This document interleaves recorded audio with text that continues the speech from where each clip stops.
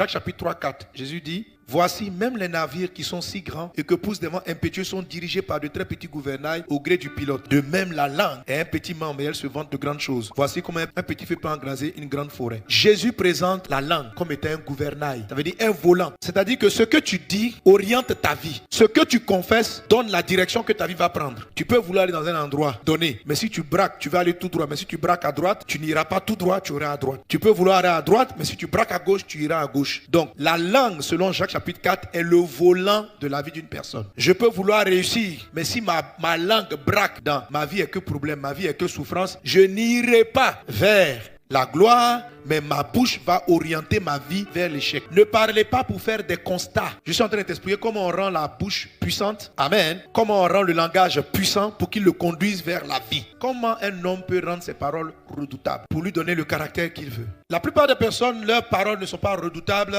parce qu'ils parlent pour constater des faits. Il ne faut pas parler pour faire des constats. Par exemple, quelqu'un n'est pas joli, tu dis il n'est pas joli. Ça, c'est le constat. Dans ta maison, il n'y a pas d'argent, puis tu dis il n'y a pas d'argent. Ça, c'est le constat. Ton courant est coupé, tu dis il n'y a pas d'électricité. Ça, c'est le constat. Le puits a des problèmes, tu dis le puits a un problème. Ça, c'est un constat. N'utilise pas ta langue pour faire des constats. Utilise ta langue pour donner une direction. Ou bien sois conscient que la langue ne fait pas que constater. La langue est un volant. La langue est un volant. Il faut savoir que la langue est le volant de ta vie. La langue est le volant de ta vie. La direction dans laquelle tu vas tourner, c'est là que prendra l'orientation de ta vie. Donc la langue anticipe le futur. La langue anticipe le futur. Dieu a tout créé par sa parole. Dieu dit que la lumière soit et la lumière est venue. Dieu n'a pas dit, oh, il y a les ténèbres. Les ténèbres étaient là, mais Dieu n'a pas envie de faire le constat des ténèbres. Il veut que la lumière vienne, il dit que la lumière soit. Donc tu as compris que la mort et la vie sont au pouvoir de la langue. Matthieu chapitre 12, verset 37. Car par tes paroles tu seras justifié et par tes paroles tu seras condamné. Donc ce que tu dis va te donner la victoire, va te rendre juste, ou ce que tu dis va créer en même temps la condamnation. Par tes paroles tu seras justifié ou par tes paroles tu seras condamné. Par tes paroles tu seras justifié ou par tes paroles tu seras condamné. Le mot justifié veut dire par tes paroles tu seras blanchi, par tes paroles tu seras purifié, par tes paroles tu seras amélioré, par tes paroles tu seras meilleur. C'est ça justifié là. Par tes paroles tu seras sanctifié, par tes paroles tu seras pardonné, par tes paroles tu peux corriger ce qui était injuste. Par tes paroles, la justice te sera rendue. C'est ce qu'il est en train de te dire. Par tes paroles, l'injustice va être brisée.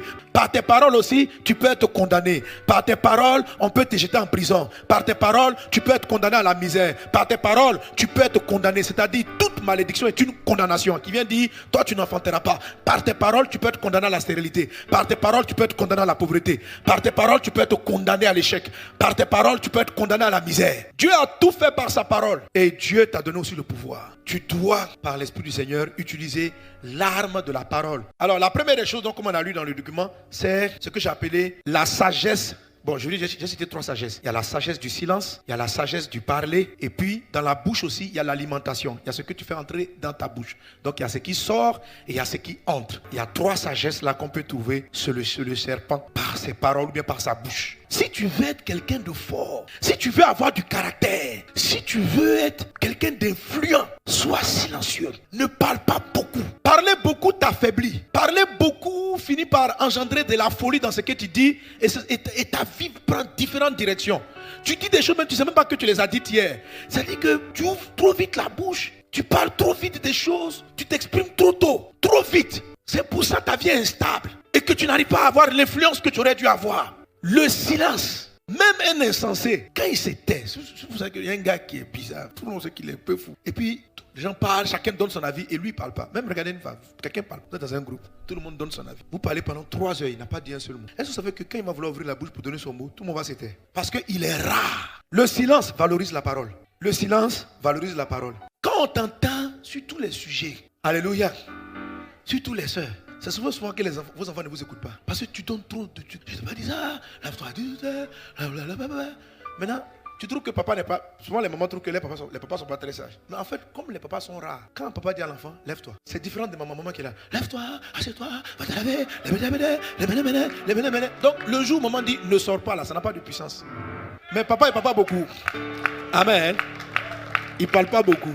Le jour où il a dit, on ne sort pas. Non, voilà. Oui, papa. Parce que la parole, c'est juste pour t'expliquer que la rareté de la parole rend les paroles puissantes. Valorise le silence. Mais maintenant, en fait, dans le silence, il n'y a pas vraiment de silence. Parce que même quand quelqu'un est silencieux, il pense. Et c'est là que va déterminer la sagesse avec la folie. Ce que tu dis dans ton silence. Il est dit en Josué 6:8. Lorsque Josué eut parlé au peuple, les 7 sacrificateurs qui partaient devant l'Éternel, les 7 trompettes retentissantes se mirent en marche et sonnèrent des trompettes. L'arche de l'alliance de l'Éternel allait derrière eux. On continue. Les hommes armés marchaient devant les sacrificateurs qui sonnaient des trompettes et l'arrière-garde suivait l'arche pendant la marche. Josué avait donné cet ordre au peuple. Vous ne crierez point. Vous ne ferez point entendre votre voix. Il ne sortira pas un mot de votre bouche jusqu'au jour où je vous dirai poussez des cris, alors vous pousserez des cris. Donc tout le monde connaît l'histoire de la muraille de Jéricho qui s'est effondrée au cri du peuple de Dieu. Il devait crier avec des trompettes pour que la muraille s'effondre. Alors quand Dieu parle de la muraille qui s'effondre, il parle de tout ce qui est forteresse, de tout ce qui est difficile à briser. Quand par exemple tu as un défaut et que tu répètes toujours la même erreur, dans ton esprit, dans ta tête, ça devient une forteresse. Ça devient une forteresse. Dans le livre de 2 Corinthiens chapitre 10, l'apôtre Paul dit, nous renversons les raisonnements et les pensées de tout auteur qui s'élève contre la connaissance de Dieu. Il y a des systèmes de pensée, par exemple des sentiments négatifs comme la peur. Comment on arrive à vaincre ça? Il faut savoir que quand moi j'étais petit, là, j'étais peureux. Souvent quand je m'observe, je suis un peu peureux. Mais je suis surpris de sentir l'audace. Ça vient de Dieu, mais ça se manifeste par la puissance de la gestion du silence. Comment tu gères le silence? Ce qui te combat, ce n'est pas ce qui vient de l'extérieur, c'est ce que tu dis en toi. Ce qui fait que tu te sens limité, tu as l'impression que tu vas échouer, c'est ce que tu te dis en toi. Ce n'est pas ce que tu dis en parlant. Ce n'est pas ce que tu dis en parlant. Ici, Dieu nous donne une grande leçon. Il dit, vous êtes devant une muraille qui est imprenable, qu'on appelle Jéricho. Il y a certains, leur pauvreté, le système, le raisonnement de la misère est une forteresse. Dans d'autres, la peur est une forteresse. La crainte est une forteresse. La pensée chronique que tu ne vas pas te marier, tu vas rester célibataire. En fait, toutes ces pensées négatives-là ne sont pas des simples. Ce n'est pas un message simplement qui va te dire changer. Tu n'arrives même pas à changer tes pensées. Quand une pensée s'impose en vous, elle a été forgée par les ténèbres depuis longtemps et elle est devenue ce qu'on appelle une forteresse.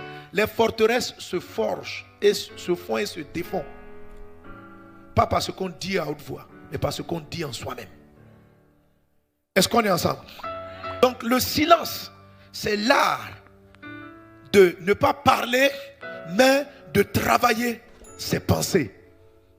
Tu dois travailler ses pensées. Pour que ta parole soit puissante, il faut que tes pensées le soient. Alors devant la forteresse de Jéricho, Dieu dit, pendant que vous marcherez, vous vous tairez, vous ne direz pas un mot. Mais la seule chose qu'on doit entendre dans l'atmosphère, c'était le son des trompettes. Les trompettes sonnaient tan tan tan tan tan tan tan tan tan tan.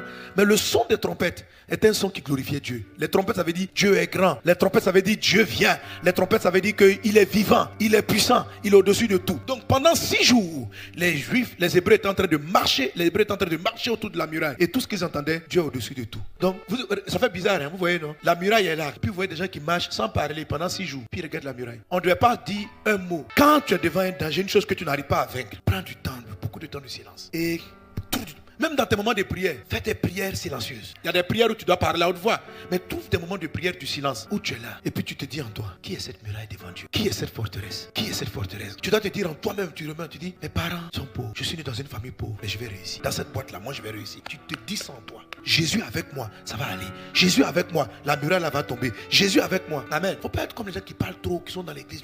On dit, demain, vous gagnerez. Puis là, nous gagnerons. Nous gagnerons. Pasteur, on dit, tu seras prospère. Tu dis, je serai prospère. Tu parles avant d'avoir pensé. Il faut penser. Il faut forger tes pensées. C'est-à-dire, ta victoire là, il ne faut pas la crier simplement au culte. Il faut la crier en toi-même. Tu l'as, tu dis, toi, moi, avec Jésus, je prospère. Je ne finirai pas comme mes parents. Je ne mourrai pas. C'est ce que tu penses. Je vivrai. Je réussirai. Rien ne m'arrêtera. Je suis avec moi. Et tu es là. Et tu regardes les murs de l'échec, les murs des blocages, les murs des problèmes, les murs des trucs, les murs. Il faut que tes paroles soient puissantes. Et tu les rends puissantes par ton mutisme, par ton calme intérieur, par ce que tu te dis en toi. Quand tu vois que tu parles à ton mari, à tes enfants et que rien ne change, c'est parce que tes paroles sont devenues légères. Tu parles trop, donc ça n'a plus de poids. Je t'ai dit, chérie, il ne faut plus sortir. Il faut arrêter de me tromper. Oh, ça fait rien. Tu as trop dit ça. Ça n'a plus de poids. Donc il ne faut plus parler. Ton mari rentre tard, ne parle pas. Il fait une bêtise, ne parle pas. Tu vas trouver la maison étrange. Est-ce que vous savez qu'on a peur des gens mystérieux? Donc du coup tu commences à soupçonner. Elle prépare quoi? Et puis Le gars, il déconne. Tu parles pas.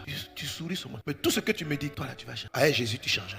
Ah, Jésus, tu changeras. Et puis tu retournes. Ah, Jésus, tu changeras. Dans le silence, les gens déconnent. Tu parles pas. Tes enfants, même toujours, tu lui parles. Arrête de fréquenter, il le fait. Tu as trop parlé. Quand il revient, tu dis rien. Il était convaincu que maman aurait crié sur lui. Il ne crie pas. L'enfant va commencer à avoir peur. Je casse, maman ne parle pas. Je rentre, maman ne parle pas. Je fais silence. Ça devient intimidant. Tu vois un gars silencieux, c'est que c'est pas bon. Mais maintenant, malheureusement, il y a des gens, quand ils ne pensent pas, quand ils ne parlent pas, ce à quoi ils pensent n'est pas bon. Ça forme aussi des caractères meurtriers. Ça forme des psychopathes. Ils pensent au mal des autres. Faites en sorte que votre silence soit un silence de la vie. Quand vous déclariez des paroles de victoire et non des paroles de « il m'a fait ça, il va voir ce que je lui fais ». L'enfant là, depuis là, je lui parle, il ne fait pas. Je n'ai plus parlé, mais le jour où il va comprendre. Ça c'est Satan. Ça c'est un silence de Satan. Je ne parle pas de ce genre de silence. Dans ce cas-là, il est mieux de parler. Si un voisin dit, mon frère, si tu as une mauvaise pensée, parle. Pardon. Si c'est pour penser mal, parle. C'est préférable de parler et de dire « je ne suis pas content ». Non, ça c'est bon. Ça c'est bon. Quand tu te tais, c'est pour méditer et déclarer des choses puissantes à la gloire de Dieu, pour entendre le son des trompettes et non pour entendre des paroles de dévaluation, de destruction. Donc dans la sagesse de la bouche, on a 3 secrets du serpent. Le silence, les paroles et la troisième chose, l'alimentation. Être sage comme un serpent pour fortifier ton esprit, c'est de nourrir ton esprit de la parole de Dieu. Si tu veux être un chrétien victorieux qui garde ton caractère chrétien, mange la Bible, mange la parole. Nourris-toi de la parole. Si tu passes ton temps à lire des livres de scientifiques, de tout cela, tu lis ce genre de choses-là, ça va transformer ta nature. On sent que tu es chrétien, mais en même temps tu ressembles un peu aux païens. Ta nourriture, ma soeur, que ce soit la parole de Dieu. Mange la Bible. Josué chapitre 1, verset 8. Que ce livre de la loi ne s'éloigne pas de ta bouche. De ta bouche. C'est pourquoi c'est la sagesse de la bouche. Que celui-là ne s'éloigne pas de ta bouche. Médite-le jour et nuit pour. C'est-à-dire que c'est ce qui va te rendre capable d'agir fidèlement selon tout ce qui est écrit. Car c'est alors que tu auras du succès dans tes entreprises. C'est alors que tu réussiras. Alléluia.